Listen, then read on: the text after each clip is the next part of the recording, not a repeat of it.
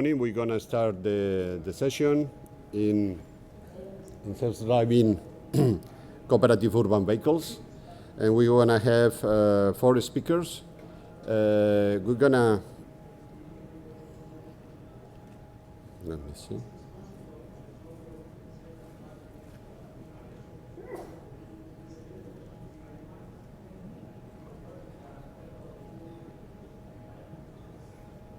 ¿Qué pasa? ¿Que no funciona ahora? No. Ahora.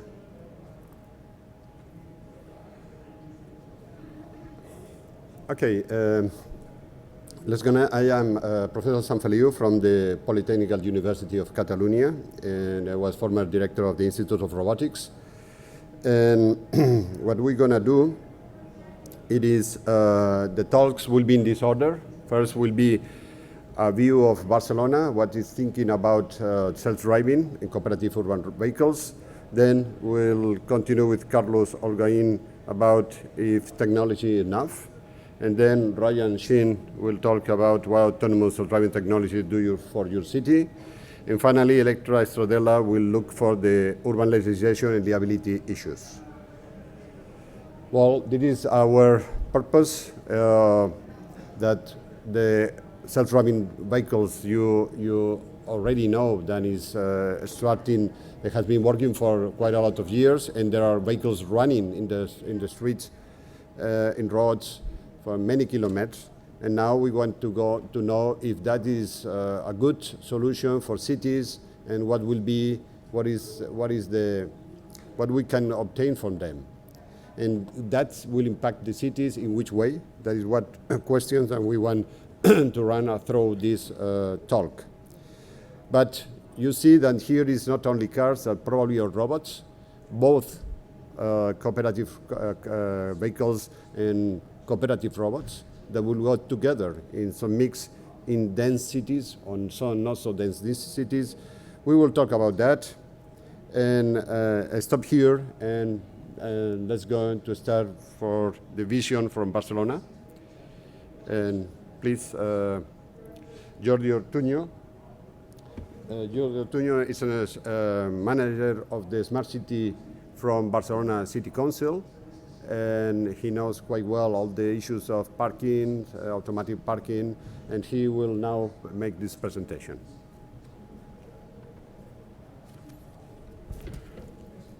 Hello, good morning. I'm very pleased to have the opportunity to explain what is the vision that Barcelona has about self-driving and how City Council can help to develop it.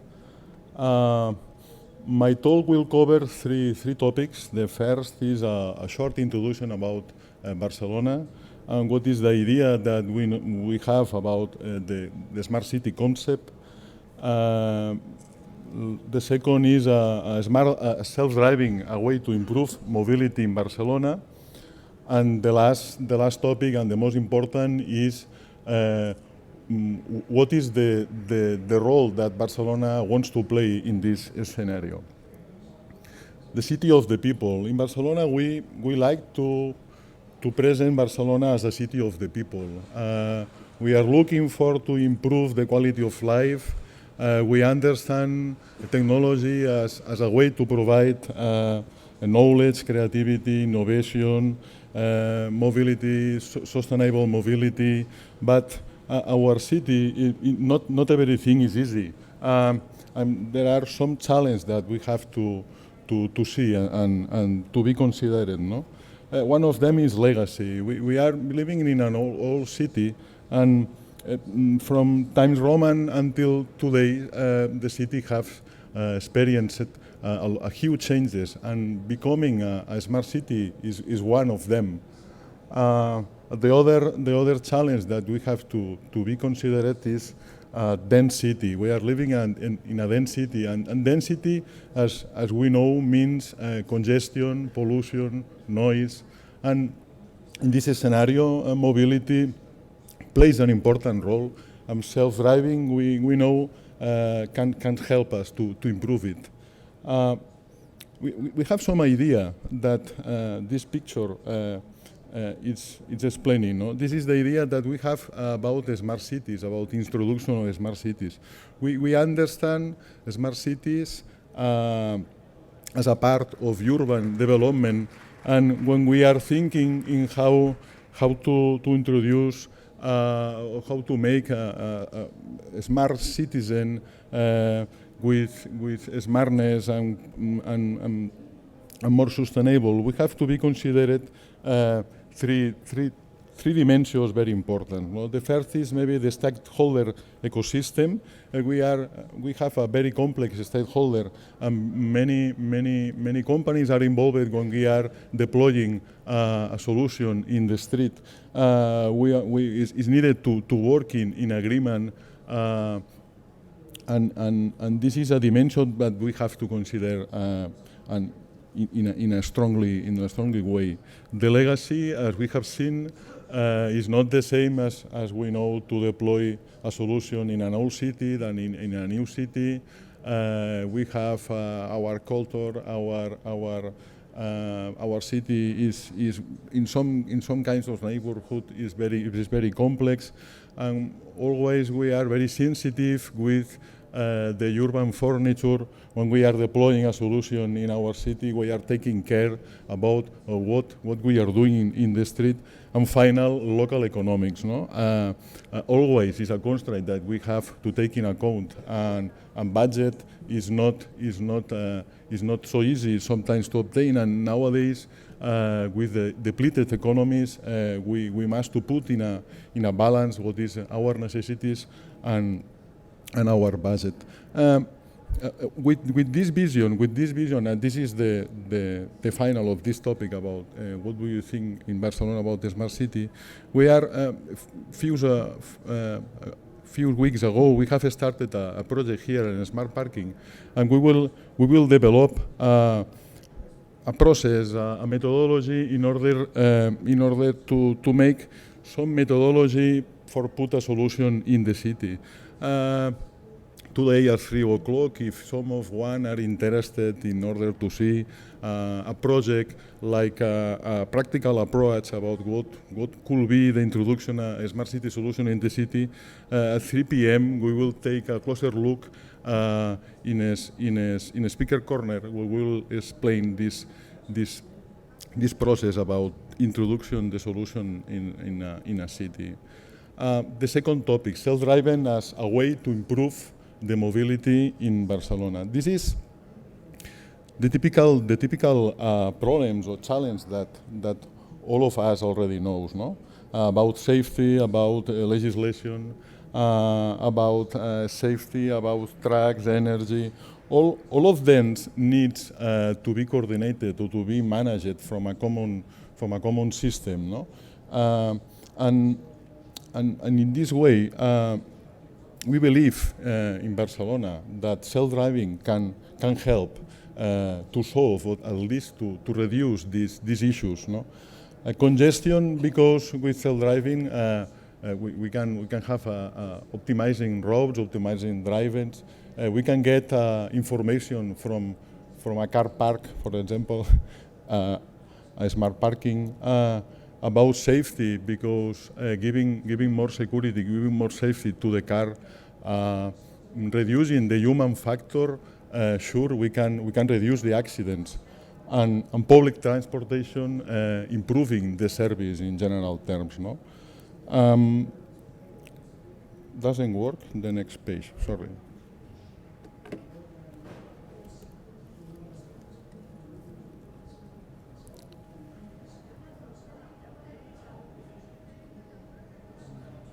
Here, yeah?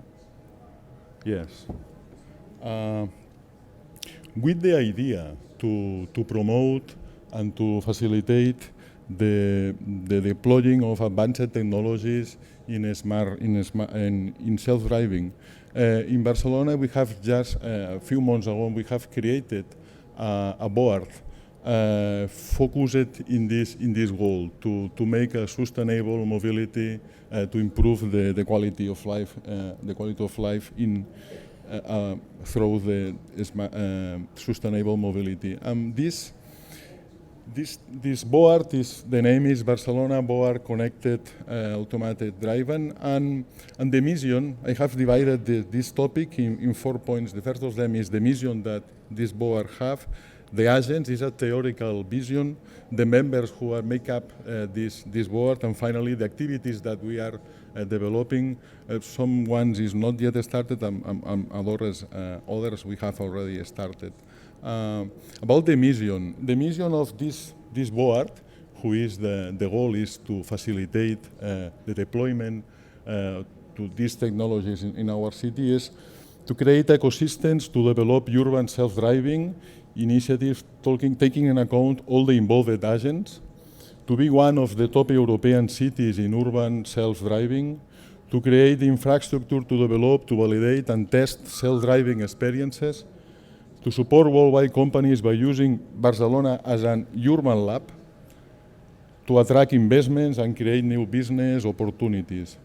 This board has been created with the idea to the quadruple helix, which are involved the four agents. The first is the government, the academy, industry, and civil society. The government creating the ecosystems necessary for develop the technology, mainly to create the legal framework and the telecom infrastructure needed for develop some kinds of self-driving. Here in Europe is different, like other sites. I need some infrastructure, as my colleague Sorel will explain. From academy, giving and sharing his knowledge and giving also his academic point of view. The industry defining business models and transforming the ideas into the products, and civil society collecting the necessities from the citizens and giving them into service. Here are the name of the members that make up this board. UPC as an academy, let me read a short description about each of one. UPC is a university, and he can provide advice on methods and techniques to use in development initiatives. As a civil society, RAC is the organization in charge of collecting the needs and interests of the end users. IDIADA is an engineering partner in the automotive industry, providing complete solutions for the product development. Avertis is the telecom infrastructure that we will need, and it has more than 6,000 sites deployed in Spain, and his headquarters is here in Barcelona. And Jordi's app is an engineering that supports local governments and our projects, and he has a lot of experiences on this kind of projects. And as a government, Ajuntament de Barcelona, who is providing and facilitating this deployment on our city. And finally, a short description about the activities that the board has in the table. No? The first is to boost an European platform for the deployment, ITEs, initiatives, and cooperative autonomous driving, to participate and coordinate in working groups on the boundary conditions of the cooperative and autonomous driving, regulatory framework, infrastructure, technology, to make proposals and set up both R&D projects, living labs, showrooms, advancing mobility, and integrates initiative on the infrastructure, and the last, to disseminate our activities and experience and in national and international events as a conference, workshop, and trade fairs. And that is all. The final. Thank you. Okay, now we're gonna continue with Carlos Holguin. There is an urban mobility planner and has worked since 2005 in deployment of fully automated road vehicles, and has a lot of experience specifically in transport, in public transport. Okay, please. Thank you. Let's see if I can.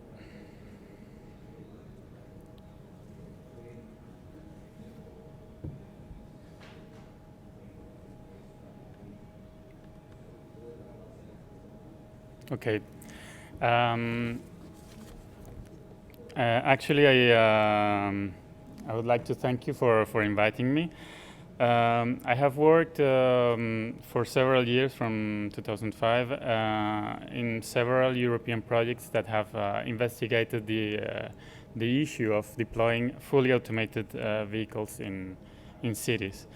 But I'll go into some of the issues that are less known than all the commonly cited benefits. So everybody is now talking about the benefits of automating road vehicles. Everybody, well, we know we could have less or no congestion, less or no accidents at all, less pollution by using electric vehicles, and less infrastructure expenditure. Many more, but I'll go try to dive into the details of this to see if it's true.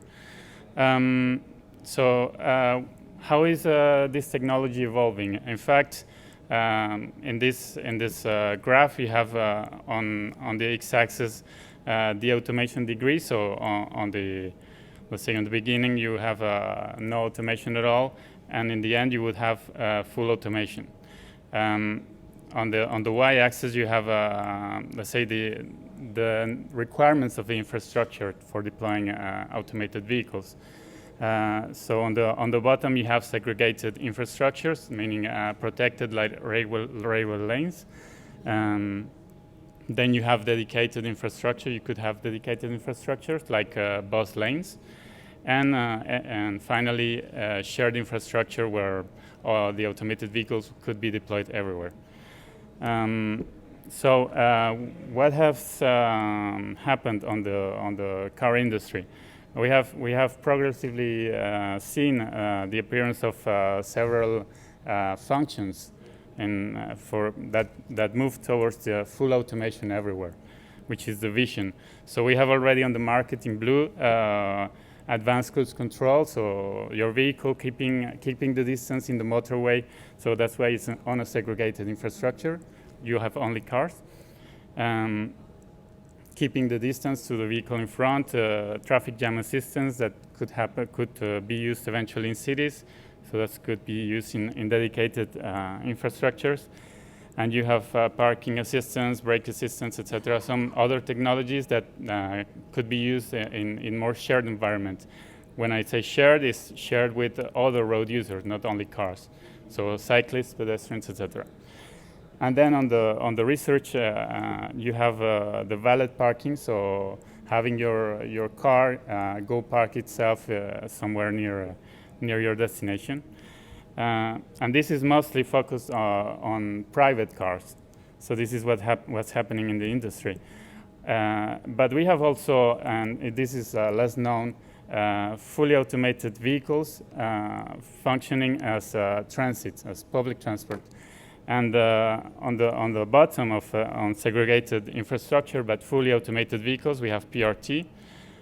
So we have already PRT deployed commercially. These systems, the one in the bottom right, has functioned since 1998. The more recent is the one in the right top, which is in the Masdar city.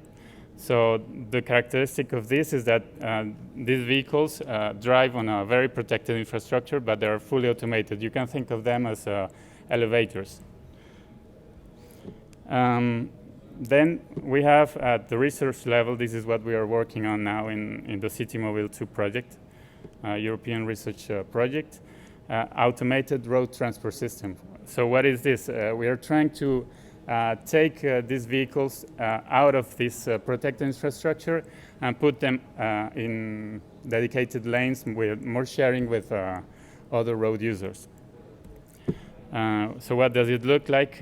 These are some of the systems. I put the same in the bottom right, because it's only a problem of infrastructure. How do you deploy these vehicles? And this is a choice that the cities have to make, because this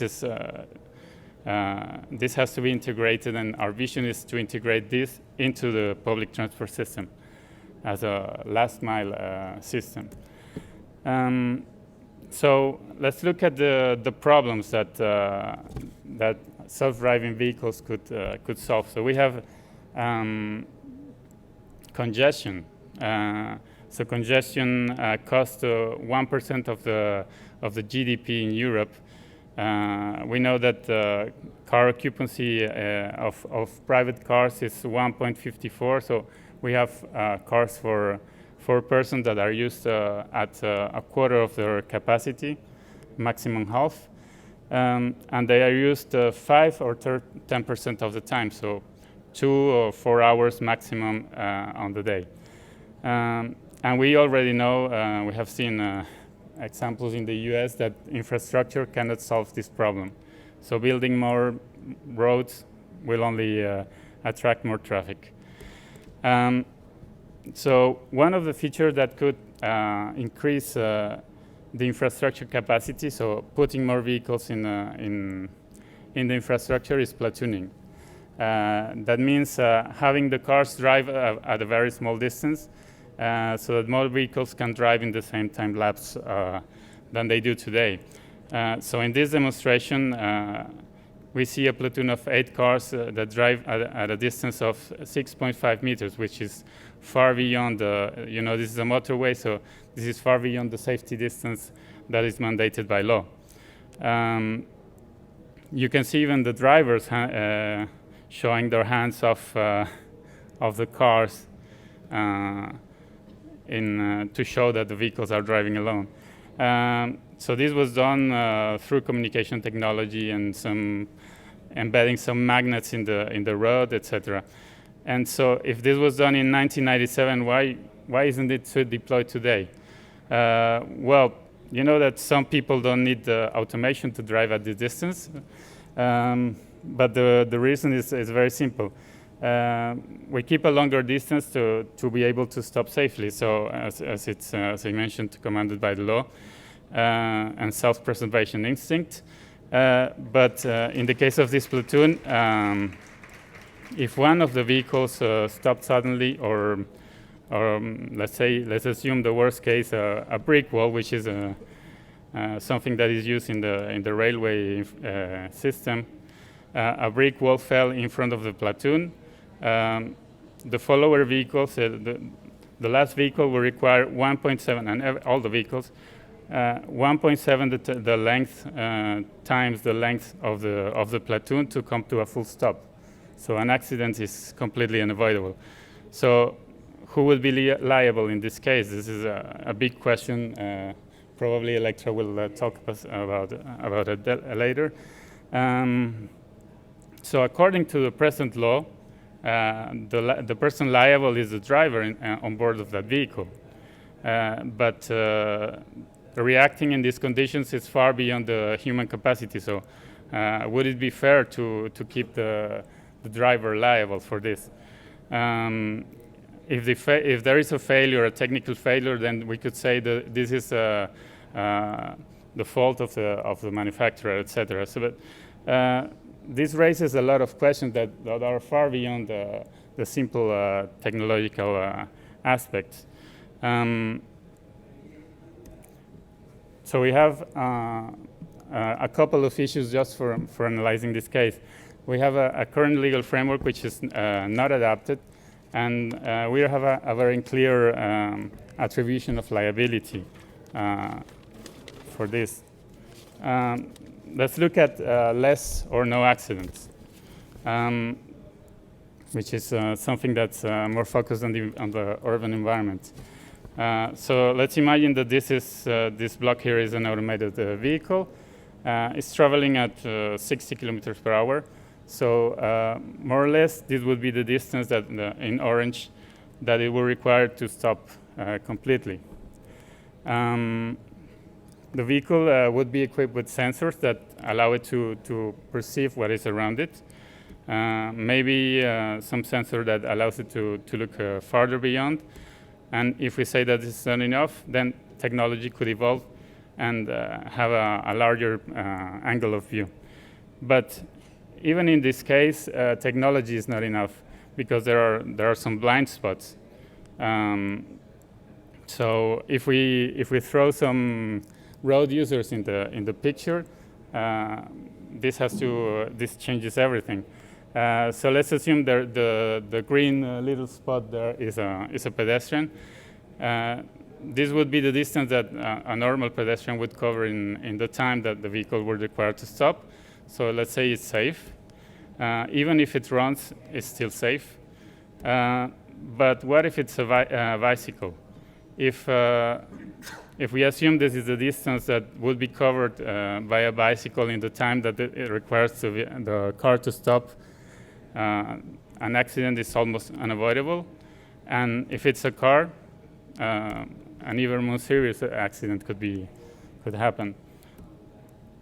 So one of the solutions could be vehicle-to-vehicle communications. One vehicle selling to the other, and I'm approaching this crossing, so reduce your speed and let's share the crossing in some way. Another, of course, this would require that both vehicles are able to communicate through a common standard and so on. So this would take a lot of time to be deployed, and a lot of lives would be lost in between. Another solution could be to install a roadside sensor and have the automated vehicle, communicate with the roadside sensor so that it can tell that, let's say, eliminate these blind spots in the crossing. But this is also raises some issues. The length of the vehicle, of the technology deployment, as I mentioned, how do we define who has the priority? And what about road users that don't communicate? Imagine children that run on the street. They don't have sensors, don't have emitters, and so they cannot communicate. For the other solution, how and Jordi already mentioned, is the governance to deploy this infrastructure, and what about the costs?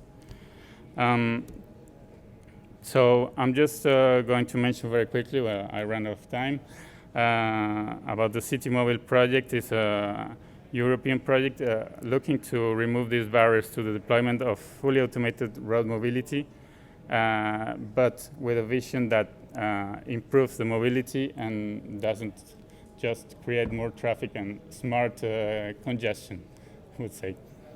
So, thank you.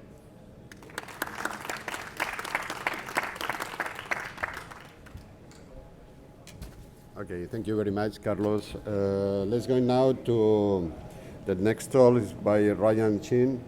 You know very well, he has already made a presentation just some minutes before. Please, Ryan. Ryan is a managing director of the City Science Initiative at MIT Media Lab, and has been working in this urban development. Okay. Great. Thank you very much. Let's see. Okay, can we advance the slide, please? Let's see. Okay, good.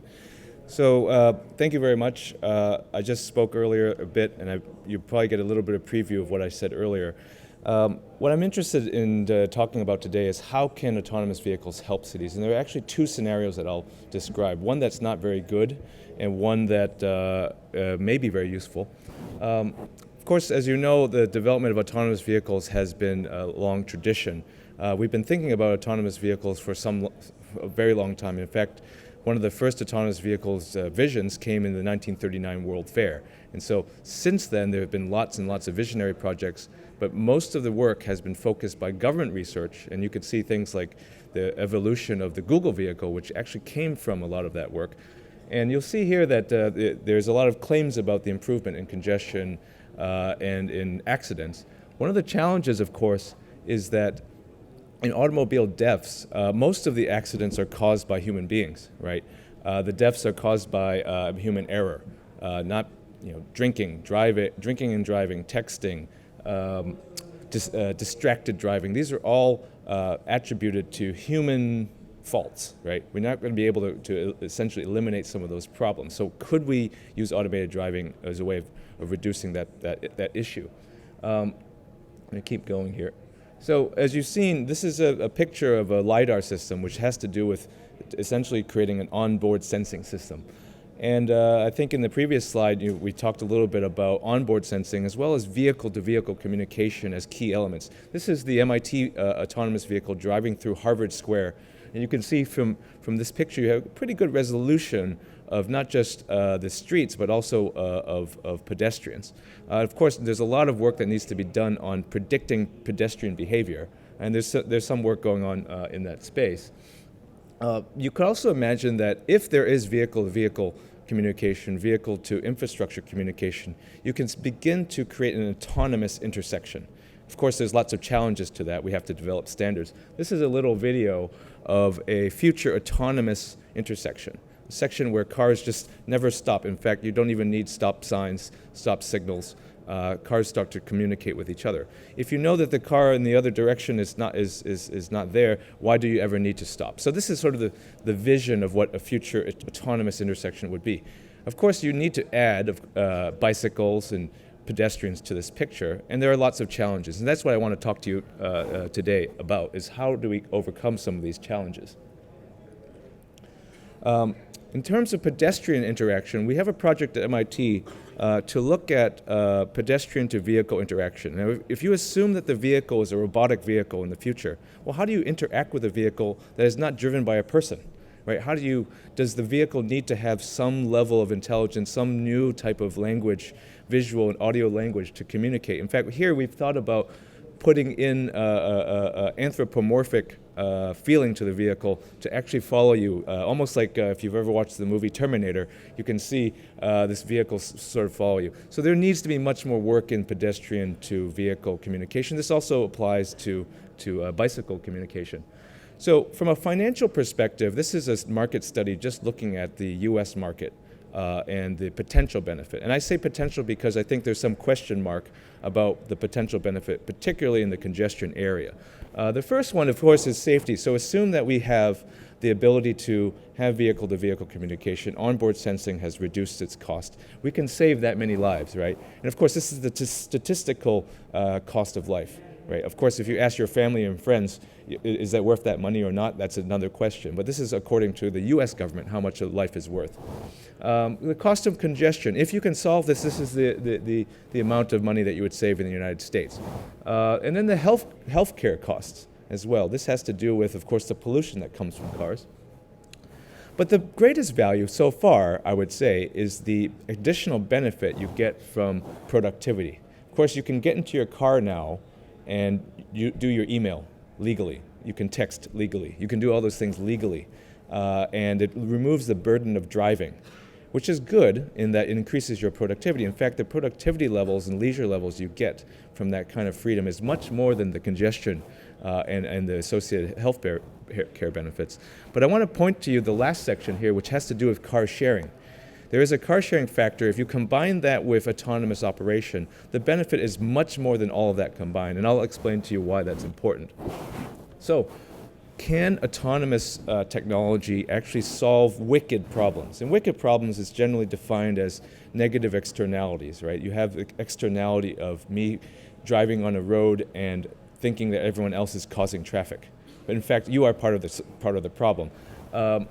So if we want to take the US-centric view on this, and I will in this case, and if you assume that we continue in our kind of automobile-dependent world, there will be something like 7.6 billion cars on the road by 2050.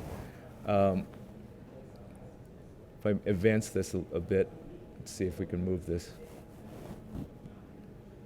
The total transportation alone would consume 450 million barrels of oil per day, right? The current production of oil is 82 for the whole world. Let's see if I can move this faster. Emissions would be 62 metric tons of carbon. per year. That right now the total world is 28. And then if we currently follow the Western model of urban development, we essentially would create a place where we need to have efficiency improvements. New technologies are necessary but not sufficient. So we can't live in this world where everyone has a private automobile. And the question there is, well, what if we took all the private automobiles that the US is driving, give it to everyone, and then add autonomous technology to it? What kind of world would we have? Well, what I'd like to cite is some of the work like this. This is myself driving not driving, but in a taxi cab in Beijing, right? Take a look at the picture here. If you can read Chinese, it says there that this is a good day of traffic in Beijing, right? It's a green picture, right? So automated driving will, of course, improve this, but only in the short run, because this will probably induce more driving, in fact. This is a picture or video of driving in India, in Mumbai. Of course, you have all the complexities of urban driving in India. You have different kinds of vehicles, different kinds of, all mixing together in the same area. It may take you 4 to 5 hours just to get to the airport in Bangalore. So perhaps autonomous vehicles can help. The pollution levels in Shanghai, of course, again, about 1/3 of all pollution is created by automobiles in China. This is on a clear day. You can see that's not the moon, this is the sun on a day in Shanghai. And to give you a picture of the pollution levels that's created by automobiles, this is a picture or image of the pollutant levels in Beijing from last year. And you can see how bad it was in the middle of January. The dashed line, the dashed light blue line, represents the level of smoke from a smoking room in the airport. So imagine if you want to smoke, you just simply step outside to get what you need. And of course, automobile-centric design leads to this. This is, of course, America's greatest import or export, is essentially the suburban lifestyle. And this has, of course, invaded many places. It's invaded Latin America. Europe is actually now quite suburbanized as well as a result of the automobile. The Middle East has embraced this fully, and the Chinese have also done so. The unique thing in China, of course, is that there's a little bit higher density. You have, of course, towers, tower sprawl, a unique version of that. So I'd like to remind you all of early work that the System Dynamics group has done at MIT, which has looked at roads, right? And the idea here is that if you start to look at it from a systems point of view, the more roads you build, the more capacity you have, which actually induces more driving in the long run.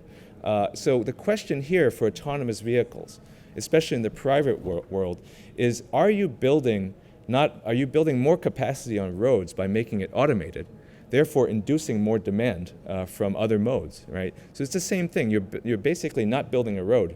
You're improving the throughput through it. And you're going to probably create the same effect. There needs to be more study in this area, but that's what we believe is probably the case.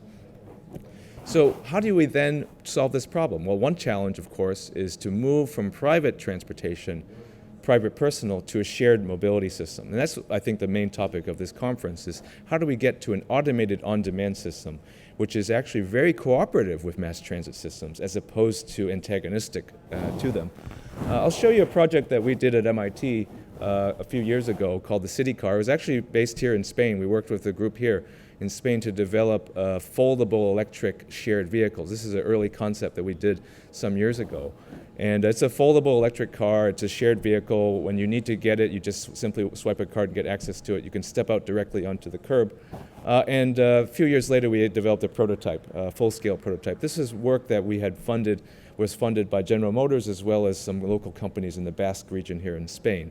And the question here is, well, what happens if we make this automated? If we take this shared vehicle and add autonomous operation to it? Well, there are certain other versions of this. You can automate a tricycle. This is a new design for a three-wheeler. We're calling it the persuasive electric vehicle. It's designed to persuade you to get some exercise when you go to work. It has a pedal electric function. And we've also added, and so as you start to use the vehicle and you pedal, the electric motor kicks in the rear. And we're thinking about how do we make this automated? Can you make an automated tricycle in a bicycle lane? In fact, we've created it so that it has this cover that you can convert very easily into something with some shelter. And it can also transform into a package delivery system as well. So if you have a fleet of these vehicles around in the city, you can imagine that the priority is to move people around. But when there's a non-peak hour, you can convert this into a package delivery system, which also moves packages, moves freight, moves micro freight in an autonomous way in a city, therefore increasing the utilization of the vehicle. In fact, this is how the system may work as it plugs into a loading dock. So we see that a city should be composed primarily of walkable neighborhoods, shared bikes, transit systems, but also multimodal shared transportations. And these boxes here represents vehicles that we've designed that fit into that mode very closely. In fact, you can select any mode that you want along the way, and I think we've moved beyond that. The question now is, what happens if you add autonomous operation to a shared system like this? I'll show you a little video now of Kendall Square at MIT, which is in Cambridge where I work. And I'm going to show this video which shifts people today from a private automobile mode to a shared mode to eventually a shared autonomous mode. And one thing you'll notice here in this video coming up, let's see if we can get it.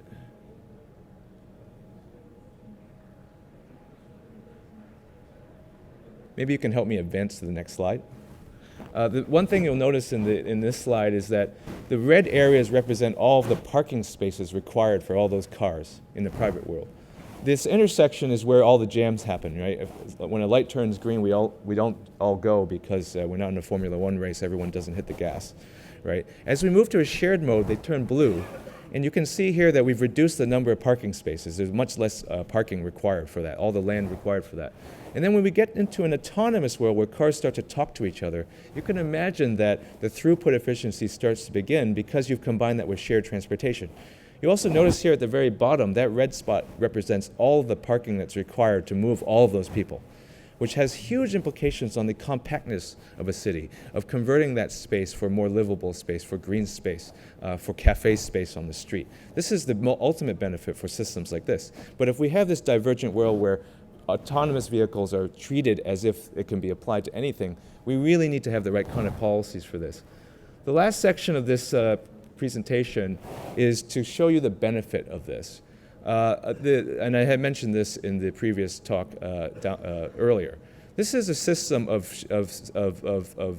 shared vehicles in Singapore. If you're in Singapore, one thing you'll notice about Singapore is that there are 5.4 million people that live in Singapore. Most of them don't own a car. Only 12% of the population owns cars. There are 800,000 cars in Singapore. The question there that our colleagues looked at MIT was, how many cars would you need if you converted them into shared autonomous vehicles? It turns out that all you would need is 300,000 autonomous cars that are shared in Singapore. You can eliminate 500,000 cars off the road in Singapore, and you can move everyone in the whole city, which assumes that mass transit will be turned off, bus lines will be turned off, etc., which is not going to happen because we've invested heavily in this, which says to me that you can actually have even less vehicles in the city. And that, I think, is the ultimate impact that shared autonomous vehicles can have. Thank you very much.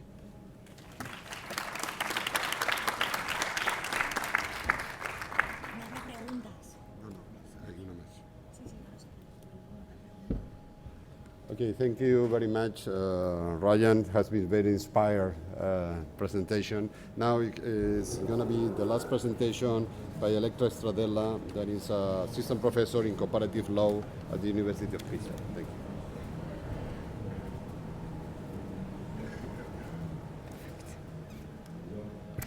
Thank you very much, Alberto, for your invitation. I'm very pleased to be here with you.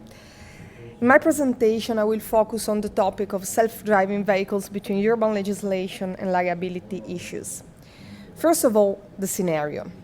Automated driving is a technology that is catching the public imagination, as we've seen, with various prototypes driving on European, US, and Japanese roads. But in the regulatory field, much work, I believe, still has to be done. In my presentation, I will address on legal challenges and focus particularly on 2 points: traffic rules and urban legislation from one side, and the issue of the potential chilling effects of liability law, and of course, how to overcome them. Before addressing legal challenges, I will first of all clarify the definitions that I will use in my presentation. For the purpose of my reflection, an automated car is characterized as having the capabilities of sensing, planning, and acting. In this way, automated cars are distinguished, first of all, from the currently available technologies of driver assistance. I think, for example, to cruise control. By now, 4 US states have enacted legislation that defines autonomous vehicles. In the table that you can see on the slide, the core elements of the definitions have been reproduced. This table has been elaborated in the framework of the RoboLaw project and the guidelines on regulating robotic technologies. Of course, speaking about cars seem to be limiting and not exhaustive, as we just seen with Mr. Chin, because they still exist public vehicles and public networks of transport that you can define as autonomous. And I think that this is the most relevant perspective for what concerns the promotion of equal opportunities and solidarity by mobility planning. This is the very meaning of our meeting, I think. Smart solution, the focus of smart solution are public smart transport. Here's the example of Milton Keynes that we have already seen close to London that has been adopting an innovative public transport with automated vehicles. Buses without driver run also in Italy, in Oristano. I think Carlos knows very well, the first town in Europe where was experimented the project City Mobile 2. And I want also to mention a team in Parma, in Italy, in Parma, that was able to drive cars from Italy to China autonomously. Another example that I want to mention is the Dustbot project that was led in Pisa by Scuola Superiore Sant'Anna. This was an autonomous robot that collected garbage in this very small town of Peccioli, close to Pisa, and in Peccioli the mayor had to create a real robotic area where this robot could drive all around the town, because there weren't the rules that make the possibility for the robot without a specific authorization by the mayor of the town. Well, here I want to focus finally on legal challenges. I believe that the fields in which a need of regulation seems to emerge are, above all, 6 fields. First of all, the topic of traffic rules and mobility urban rules. Second, the EC rules for type approval, or at least the technical standards by which the type approval is decided need to be adapted to accommodate automated cars. 3, the rules for periodical technical inspection. And I think it is important to underline that these rules are currently under revision, but automated cars are not addressed in this revision. 4, rules about driver's licenses. 5, privacy issues. Why privacy issues? Because it is true that if all intelligence for automated driving is built into the car, the privacy questions will be very limited. But whether some form of communication between the car and the outside world is likely to take place, privacy issues could emerge. Where exchanges of data take place, privacy issues become, I think, more sensitive, since these exchanges data may relate to identifiable persons, such as the drivers and or the users of automated cars, and perhaps other road users that the sensors of the car could detect. And last, liability issues. I want to focus, as I said at the beginning of my presentation, on the first and the last point, traffic rules and mobility urban rules, and then liability issues. Traffic rules. We have to say that, first of all, in Europe, each country has its own traffic code. The name changed, but everyone do what the country wants. Because of this fact, was established, in order to harmonize the different traffic rules in each country, an international treaty that I'm sure you know, the Vienna Convention on Road Traffic, established in 1968. The key purposes of the Vienna Convention were to classify roads, define road users, and regulate road user behavior. For our purposes, for the purpose of my presentation, the Article 8 of the Convention deals with a crucial aspect. It states that each moving vehicle, including animals, shall have a driver. This article has been acknowledged, for example, by our traffic code, Italian traffic code, in the Article 46, which defines a vehicle as any machine circulating on the road driven by human beings. Of course, neither the Vienna Convention nor the different European traffic codes take into account autonomous robots in their regulations. The core issue here is the definition and the specification of the concept of driven by human being. On the one hand, it should be clarified whether this should mean the existence of a direct relationship between the human factor and the means of transportation driven by him or her. On the other hand, if a broader notion of driving is allowed, which includes, for example, the presence of a remote control and supervision of the robot movements, then the question of its possible qualification as a vehicle, in accordance with the traffic code law, could be certainly considered. Also, this concept of autonomy would be rendered useless.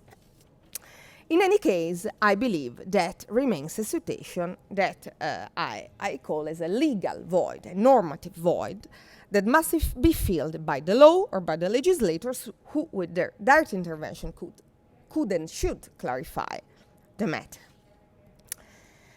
Another point I think important in the field of traffic rules and mobility urban rules is the relationship between urban and mobility legislation. Because, for example, in Italy, whilst urban traffic plan is a compulsory instrument, a compulsory legislative tool, according to the decree 285 adopted in 1992, urban mobility plan is not a compulsory instrument, but is only a facultative instrument. And the coordination, the link between these two instruments, I believe that could introduce and improve the condition of circulation of vehicles, and also,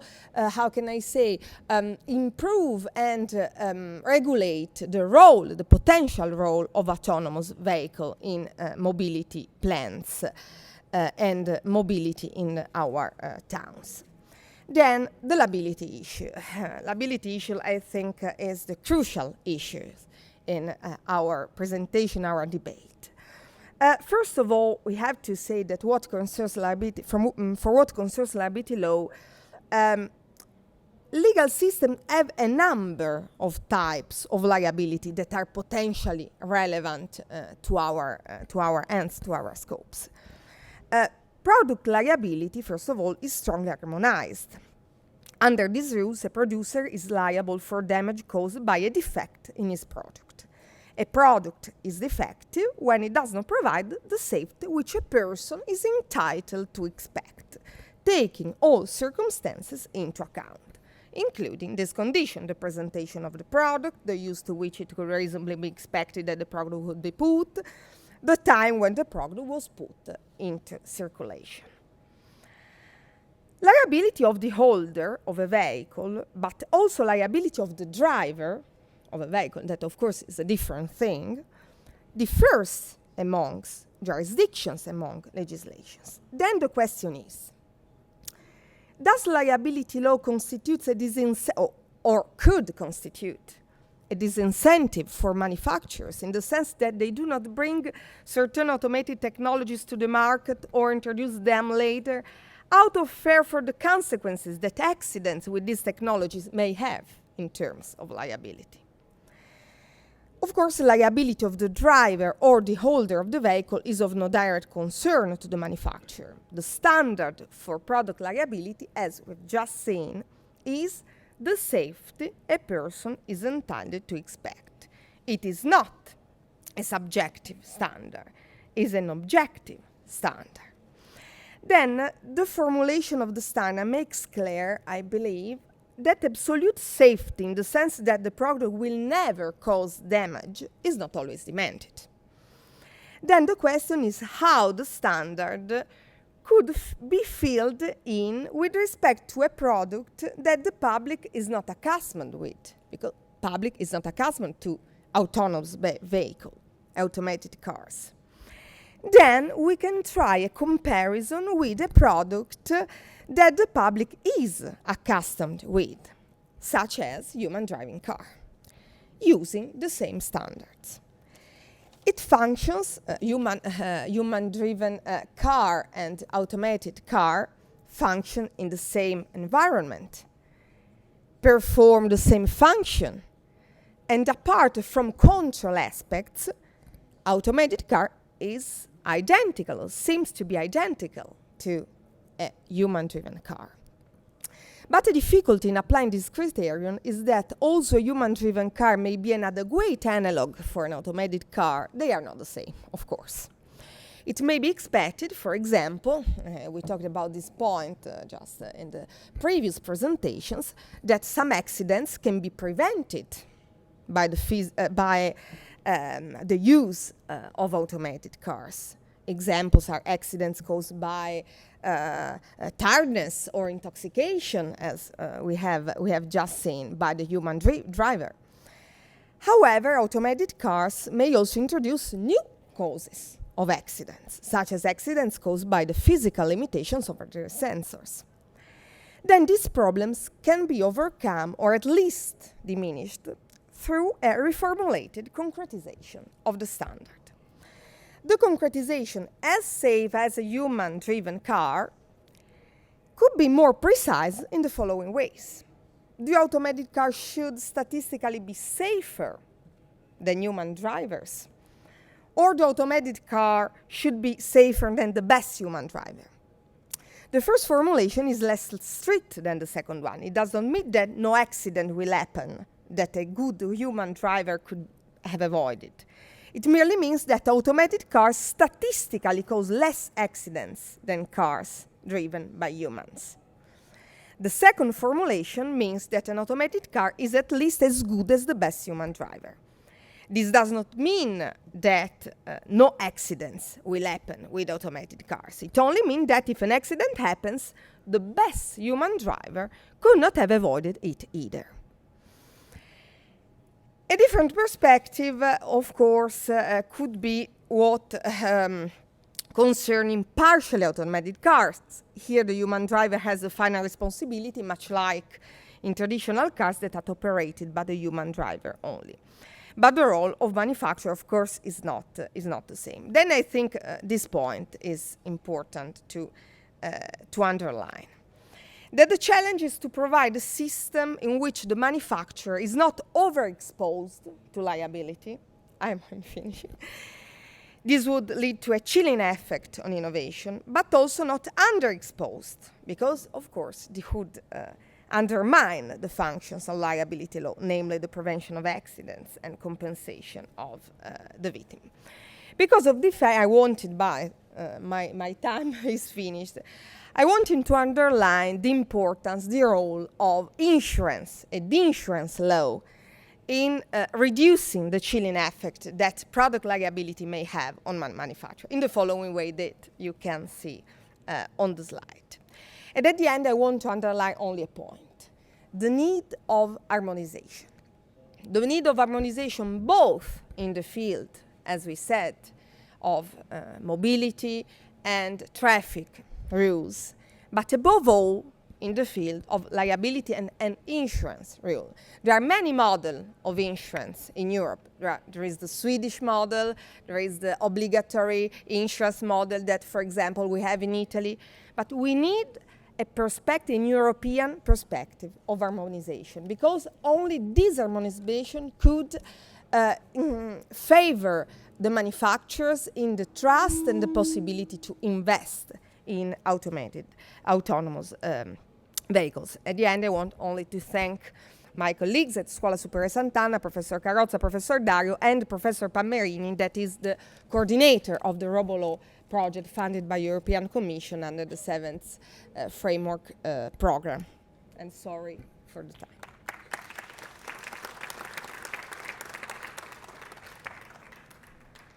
Okay, thank you very much for all the presentation. I think we are run of time. I don't know if we can allow one question, no? I'm sorry, it looks like then we cannot make any question, but we will be outside. If you want to make any question, please let us know. And thank you very much for being in this session. Thank you.